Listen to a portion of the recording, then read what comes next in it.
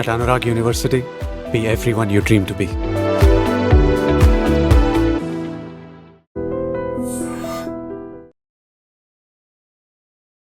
నమస్కారం, మీరు చూస్తుంది ఐ డ్రీమ్. నేను మీ కీర్తి.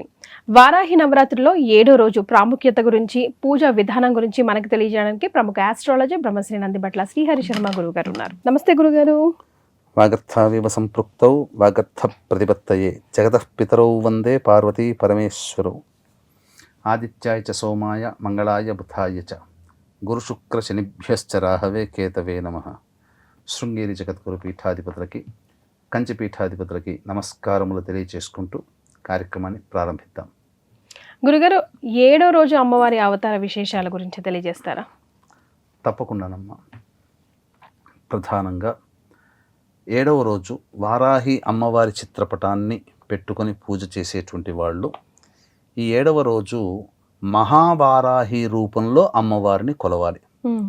అలాగే లలిత అమ్మవారి చిత్రపటాన్ని పెట్టుకునేటువంటి వాళ్ళు సాధారణంగా అమ్మవారిని పెట్టుకొని పూజించవచ్చు. చాముండి రూపంలో అమ్మవారిని కొలవాలి. అయితే ఈ అమ్మవారు ఈ ఉన్నటువంటి అన్ని అవతారాలలో మహాయోగిని అవతార స్వరూపమట. ఈ అమ్మవారిని పూజించడం వల్ల దైవ జ్ఞానము, ఆధ్యాత్మిక భక్తి, అంటే యోగులు యోగినులు ఎలా అయితే ఉంటారో అలాగే ఈ అమ్మవారి ఆరాధన మహాయోగిని రూపంలో కొలవాలట.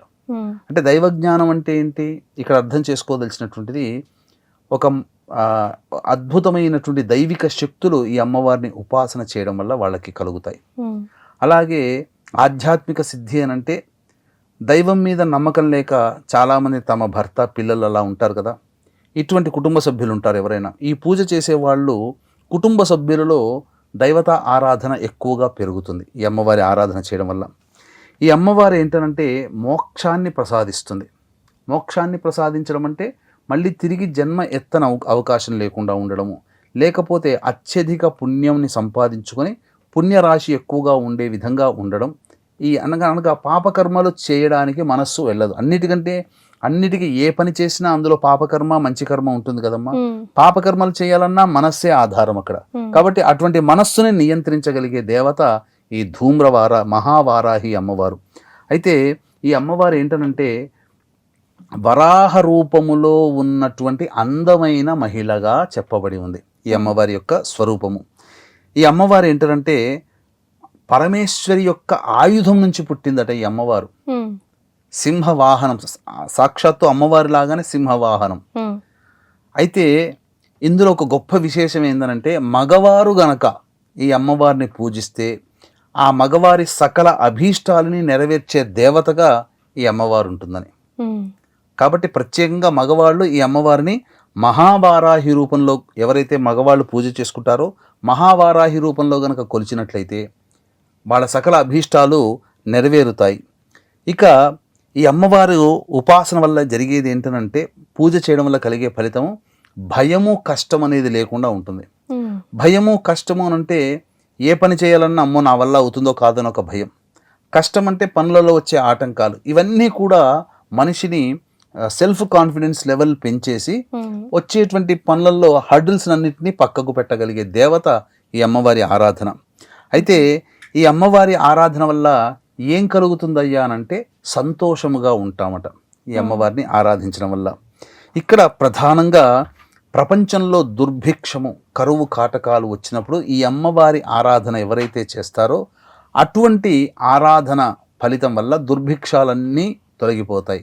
అందుకనే రాబో 2027 నుంచి 2032 వరకు ప్రపంచమంతా కూడా దుర్భిక్షాలతో సతమతం అవుతుంటుంది. కాబట్టి విశేషంగా ఈ అమ్మవారి ఆరాధన చేయడం అటువంటి దుర్భిక్షాలన్నీ కూడాను తొలగిపోతాయి. అన్నిటికంటే మించి ఈ అమ్మవారిని పూజిస్తే సకల శుభాలు కలుగుతాయని. అందుకని ఈ అమ్మవారికి నైవేద్యముగా అన్ని రకాల కూరగాయలు, ఈ అమ్మవారిని శాకంబరి దేవతగా ఎలా అయితే ఆ దుర్గా నవరాత్రుల్లో కొలుస్తామో ఈ అమ్మవారిని కూడా ఇలా శాకంబరి రూపంలో అన్ని రకాల కూరగాయలు అమ్మవారికి నైవేద్యంగా పెట్టాలని శాస్త్రం చెప్పబడి ఉందమ్మా. మరి ముఖ్యంగా దీపారాధన ఎలా చేయాలి, అమ్మవారికి మహానివేదన ఏం సమర్పించాలి గురుగారు? ఇక్కడ ఈ అమ్మవారికి సంబంధించి దీపారాధన విషయానికి వచ్చేసరికి ముఖ్యంగా ధూమ్రవారాహి కదమ్మా నైవేద్యముగా అన్ని కూరగాయలతో చేసి హవియల్ అంటారు, కదంబం అంటారు. ఇది కిచిడి లాగా అమ్మవారికి నైవేద్యంగా పెట్టాలి.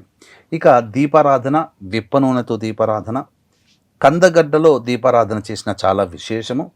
అలాగే ఈ అమ్మవారికి ఎర్రటి పుష్పాలు, నీలిరంగు పుష్పాలు, శంకు పుష్పాలు, నల్ల కలువ పుష్పాలు, అలాగే గులాబీ పుష్పాలు, తామర పుష్పాలు మరియు పారిజాత పుష్పాలతో అర్చన చేస్తే అమ్మవారు చాలా ప్రసన్నురాలవుతుంది.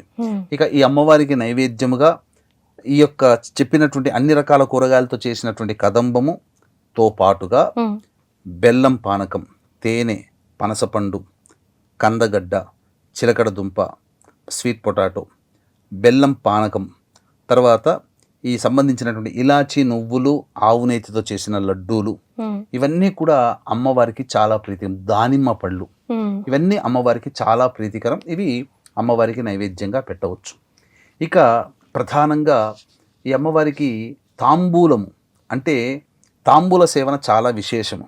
జాజికాయ, జాపత్రి, ఇలాచి, పచ్చకర్పూరము, లవంగాలు, అలాగే కుంకుమ పువ్వు, సున్నము, కాచు, ఇవన్నీ వేసినటువంటిది 2 తయారు చేసుకోవాలి. ఒకటి అమ్మవారికి నైవేద్యంగా పెట్టాలి, ఇంకొకటి ఆ పూజ చేసేవాళ్ళు భుజించాలి. ఇక ఈ అమ్మవారికి ధూపం అంటే చాలా ప్రీతికరం. ఈ ధూపం అనేటువంటిది చెప్పబోయేటువంటి కొన్ని వస్తువులు తెచ్చుకుంటే సరిపోతుంది, లేదా ఎన్ని వస్తువులు దొరికితే అన్ని వస్తువులతో ఈ అమ్మవారి ఆరాధన చేయొచ్చు. అయితే వీక్షించే ప్రేక్షకులు కూడా ఈ అమ్మవారిని గత కొన్ని రోజులుగా చేసుకుంటూ ఉన్నారు. చాలామందికి మనస్సులో ఈ అమ్మవారికి సంబంధించి హోమము లాంటిది చేసుకుంటే చాలా మంచిది, పంచకట్టుకున్న ప్రతి వాళ్ళు కూడా చేయించలేరు, ఉపాసన ఉండాలి ఏ బ్రాహ్మడికైనా ఈ పూజ చేయాలంటే, అటువంటి వాళ్ళ కోసము. అలాగే పూజ చేసుకున్న మధ్యలో ఆపేసిన వాళ్ళు కారణాల వల్ల, అలాగే అసలు పూజ చేయకపోయినా ఫలితం పొందాలనుకునేటువంటి వాళ్ళు, ఎవరైతే అటువంటి వ్యక్తులు, ఎవరైతే ఇంటి సమస్యలు, ఇల్లు కట్టుకోవాలనే కోరిక తీరకుండా ఉండడం, ఆర్థిక వ్యాపార సమస్యలతో, మరియు ప్రయోగ బాధలు, శత్రు బాధలు, కోర్టు సమస్యలు, ల్యాండ్ లిటిగేషన్స్తో ఇబ్బందులు పడుతున్నటువంటి వాళ్ళు, మరియు మేష, మిథున, కర్కాటక, సింహ, కన్య, వృశ్చిక, ధనస్సు, కుంభ, మీన రాశిలో జన్మించిన వారికి, జాతకరీత్యా వివాహ సమస్యలు, ఉద్యోగ సమస్యలు, ఆరోగ్య సమస్యలతో బాధపడేటువంటి వాళ్ళకి దోష నివారణార్థమై తొలి ఏకాదశి సందర్భంగా 25వ తారీఖు రోజున రాత్రి 9 గంటలకి మన పీఠం ఆధ్వర్యంలో వారాహి, బగలాముఖి, రాజశ్యామల, ధూమావతి, ప్రత్యంగిర హోమాదులు జరిపించి పూజ చేసిన వారాహి మాల ఇవ్వడం జరుగుతుంది. ఈ 25వ తారీఖు రాత్రి 8 గంటల లోపల మీరు స్క్రీన్పై కనిపిస్తున్న నెంబర్కి కాంటాక్ట్ చేసి నమోదు చేసుకోవచ్చు. ఇక ధూపం విషయానికి వచ్చేసేసరికి ఈ అమ్మవారికి సంబంధించి ప్రత్యేకముగా కొన్ని వస్తువులు తెచ్చుకోవాలి. గుగ్గిలము, తెలుపుదైన నలుపుదైన, అలాగే ఈ సంబంధించినటువంటి ఇలాచీ పొడి, తెల్ల గురివింద గింజల పొడి, తెల్ల జిల్లేడు పువ్వుల పొడి, తెల్ల ఈశ్వరీ వేరు, మిరప పొడి, శొంఠి పొడి, అలాగే మిరియాల పొడి, ఈ 8 వస్తువులు ఈ అమ్మవారికి ధూపం వేయాలి. ఉదయము, సాయంకాలం ధూపం వేయాలి. అలాగే మనుషులకి కూడా వేస్తే, ఇంట్లో పట్టుకున్నటువంటి నెగిటివ్ ఎనర్జీ మనుషులకి కూడా ధూపం వేస్తే, ఆ అమ్మవారికి ధూపం వేసిన తర్వాత మనుషులకు కూడా ధూపంలో ఉన్నదనుకోండమ్మా, మనిషికి పట్టినటువంటి నెగిటివ్ ఎనర్జీ కూడా తొలగిపోతుంది. ఎందుకంటే ఎక్కడెక్కడో తిరిగి వస్తుంటాం కాబట్టి అమ్మవారికి చక్కగా చెప్పుకోబోయేటువంటి మంత్రంతో చేసుకుంటే ఇంకా మంచి విశేషం అమ్మా. ఏంటా మంత్రం గురుగారు? ప్రతిరోజు కూడా ఉదయము, సాయంకాల సమయాలలో 108 కానీ, ఇంకా సమయం ఉండి భక్తి ఎక్కువగా ఉంటే 1008 సార్లు కానీ ఇప్పుడు చెప్పబోయేటువంటి మంత్రాన్ని జపం చేస్తే ఇంకా సంపూర్ణం అన్నమాట. ఇంకా ఓం మహిషధ్వజాయై విద్మహే దండహస్తాయై చ ధీమహి తన్నో వారాహి ప్రచోదయాత్, ఈ మంత్రాన్ని జపించే చాలా మంచి ఫలితం కలుగుతుందమ్మా. చాలా సంతోషం గురుగారు. 7వ రోజు అమ్మవారి అవతారం, పూజ చేసుకోవాల్సిన విధి విధానం తెలియజేశారు. ధన్యవాదాలు. సర్వం Shri Umamaheshwara పరబ్రహ్మార్పణమస్తు. And for more videos, please subscribe to iDream. Please subscribe to iDream. Please subscribe iDream. And please subscribe to iDream. For more videos, subscribe to iDream. please like, share and subscribe to the channel. Congratulations, iDream. Subscribe to iDream. Subscribe to iDream. So subscribe to iDream Media. iDream ki iDream team andarki huge congratulations. Please subscribe iDream Media. Please subscribe to iDream. Subscribe iDream. Please subscribe to iDream. iDream అంటే నా కళల channel subscribe చేసుకున్న నోరు తిరుగుతలేదు, మీరైతే గంట గుర్తు కొట్టండి. For more such videos, please subscribe to iDream. Subscribe to iDream. Please subscribe to iDream. Please subscribe iDream Media. Please do subscribe to iDream. Please subscribe to iDream Media. For best entertainment and information, please subscribe iDream. And don't forget to subscribe to iDream.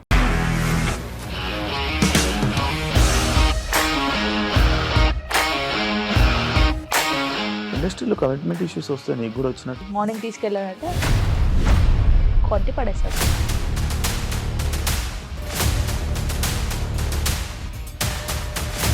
ఒక్కళ్ళు కూడా చూడలేదు ఈ cinema అని చెప్పడానికి కూడా చాలా ధైర్యం కావాలి. అది నిజం కదా, దాంట్లో ధైర్యం ఏంటి? నెక్స్ట్ డే ప్లేట్ మార్చేస్తే తప్పు కదా. As of now, we are comfortable this అని నేను అనుకుంటున్నాను. రష్మిక గారిది మీది ఒకే ఊరంట కదా. నీకు కోపం వచ్చిందంటే బాగా తిట్టేత్తరా? తిట్టేద్దామండి. నిజంగా గేమ్ ని ఎలా చేంజ్ చేయగలిగారు? ఏపీఎస్ఎఫ్సి వాళ్ళకి 6 నెలల్లో నేను 6 లక్షలు కట్టా. బిజినెస్ చేయాలనుకుంటే it is as difficult as riding a tiger.